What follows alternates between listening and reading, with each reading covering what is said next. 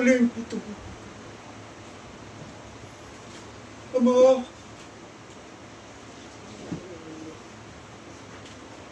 patawarin mo sila.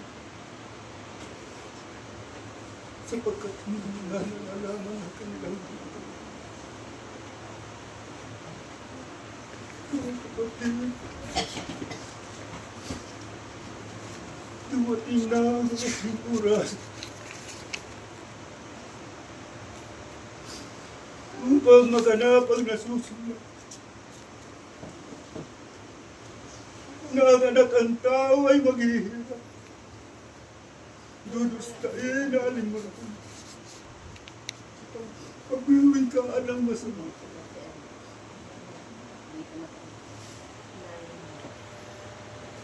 Takot ka na mga kapatid. Lahat ng mga bagay na aking pinagtiisan ay hindi ito para sa aking sarili. Kayo mga kapatid na ririyan. Panginoon, hayaan niyo pong buhusan ko ang may mga panang labang ito upang pagwala na kayo maalala ko kayo at kaskisin ng apo mo. Anong ginagawa mo sa kanya? Hayaan mo siya, huwag mo siya pagbawalan. Pagbibili naman natin siya. Sapagkat hinahanda niya ang mga bagay na yan sa paglilibing sa akin. Umayo ka. Naku, kaya't sa mga oras na ito, mga kapatid,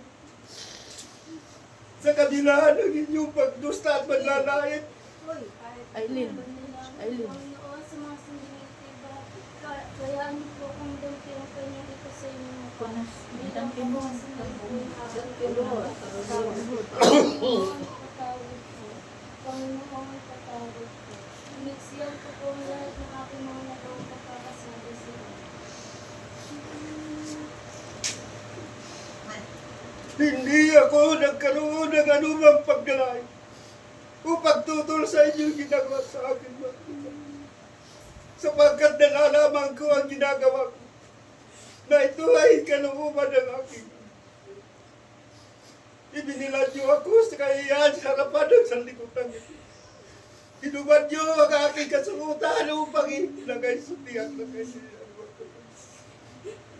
Ipinako niyo ako sa krus na walang anuman nalalaman na ginawang kasalanan.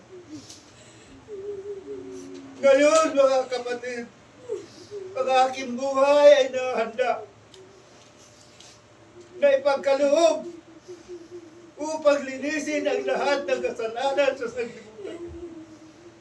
Na ang bawat isa na naririto, nananahan sa lupa, ay mayroong kinalaman sa aking kamatayan. Mga kapatid, sa mga sandali ito, bagamat ang inyong ginawa sa akin ay masakit, ngunit naririto pa rin ang aking pag-ibig sa inyo. Kaya muli sisigaw ko, Ama, patawarin mo sila sapagkat hindi nila nalalaman ang kanilang ginagawa. Mga kapatid, sadyang lumiliit na ang oras na kung saan tatanggapin ko na ang malagim at marahas na kamatayan. Mayroon pa tayong pagkakataon, mga kapatid, na lumapit sa aking harapan upang ang mga bagay na atin pinililihim sa ating mga sarili ay mapatunayan natin na ang aking layunin sa lupang ito ay ligtas ang bawat kasalanan ng bawat isa sa inyo. Hindi baka kayo, mga kapatid, nilalag ng aking Ama na bilang isang tahanan dito sa lupa. Buksan niyo ang inyong mga pintuan, mga kapatid, sapagkat sa inyo ako umaasa na ang mga pintuan na yan, doon sa loob ay manalaan ang aking Espiritu. Ipaubayan niyo na sa akin ang lahat ng ito, mga kapatid, sapagkat mayroon isang tao na kukunan natin ang halimbawa.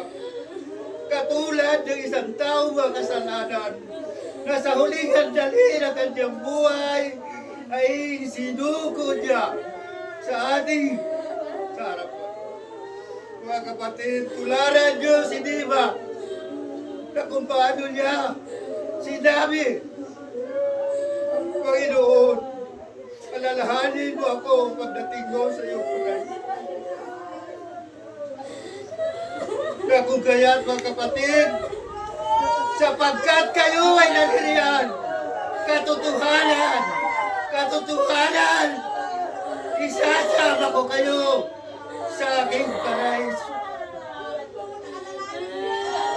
Mga kapatid, ang aking kaluluwa ay naguguluyanan. Hindi ko alam kung sino ang aking uunahin.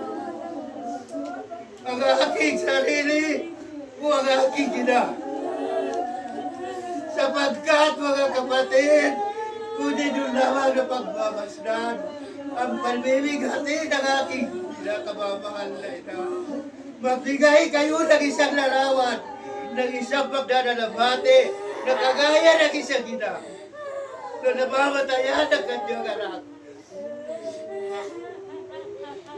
Hinahanap ng aking mga mata ang isang magpapahayag ng kalungkutan sa mga oras na ito. Sapagkat ito nararamdaman ng aking ina, mga kapatid. Saan man ako pumaling, saan ko ikikilig ang aking ulo upang ang kapahingahan ng sakit na aking nararanasan magkaroon nito ng tinatawag na mga kapatid, patid natin na ang isang anak na nawawala sa kanyang magulang ay tunay na nandoon ang paghihinapis at pagdaramdam. Na kung kaya't ipakita natin mga kapatid sa harapan ng aking mahal na ina ang inyong pakikiisa at pakikiramay. Na kung kaya't sa mga oras na ito mga kapatid, sapagkat ang lahat ng mga bagay ay inalis na ng aking ama. Sa mga sandaling ito, napapansin nyo, yung tinig na nakaputong sa aking ulo. Yung bawat tinig na tumatagos sa aking ulo, mga kapatid. Simbolo ito ng katigasan ng inyong mga puso.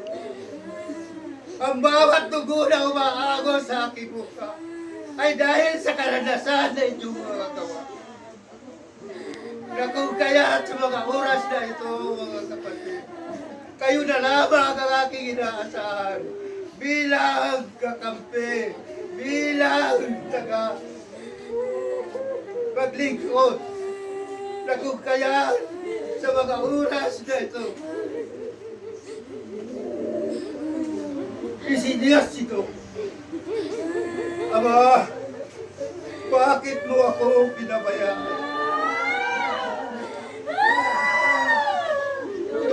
Mga kapatid, ang aking laman ay nanululuyon. Ang aking buhay ay unti-unti na maaari ba ako maglambing sa bawat isa sa inyo? Na sa pamamagitan ng inyong mga luha na ididilig sa akin sa mga oras na ito. Isang kapahingahan, isang kagaanan ang aking mararamdaman. Mga kapatid, hindi nyo na ako matutulungan ng anuman material na bagay, kundi ang bawat mata, maging yung mga luha, mga kapatid, ay magsisilbi na isang karangalan ng aking buhay sapagkat nararamdaman ko ang inyong pag-ibig at pagmamahal sa isang kapatid na nagpuro sa lahat ng bagay. Na kung kaya sa mga oras na ito, mga kapatid,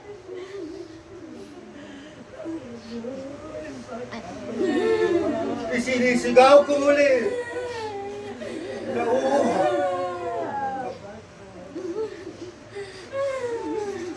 Yaman, lahat ng mga bagay ay aking nang nagawa. Mga kapatid, noong una pa nagsalita ako sa inyo. Tinuruan ko kayo ng tamang pamumuhay. Pinakita ko sa inyo ang isang mga gawa na dapat tularan. Ipinagkaloob ko sa inyo ang karunungan. Gayon mga kapatid, ano pa ang kulang na tumatali sa ating pananampalataya upang hindi natin isoko sa huling sandali yung ating mga tinatangkili. Ipakita natin mga kakapatid na ang ating pananampalataya ay hindi lamang sa salita, kundi magpakita tayo ng katapatan sa harapan ng inyong tagapagligtas. Mga kapatid, pinakain ko,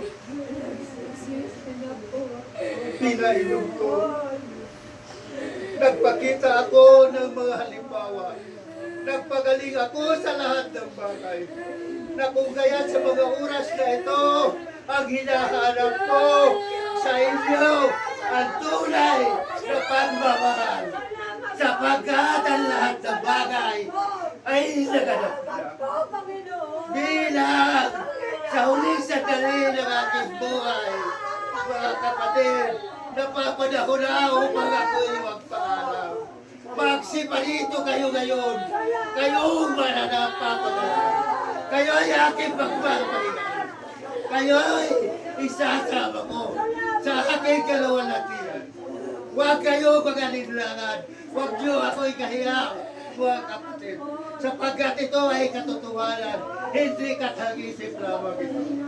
Mga kapatid, kung kaya sa huling sandali, hinihikayat ko ang bawat isa na inyong saksihan ang aking kamatayan. Sapagkat sa mga oras na ito, inahabili ko ang aking espiritu. Ama,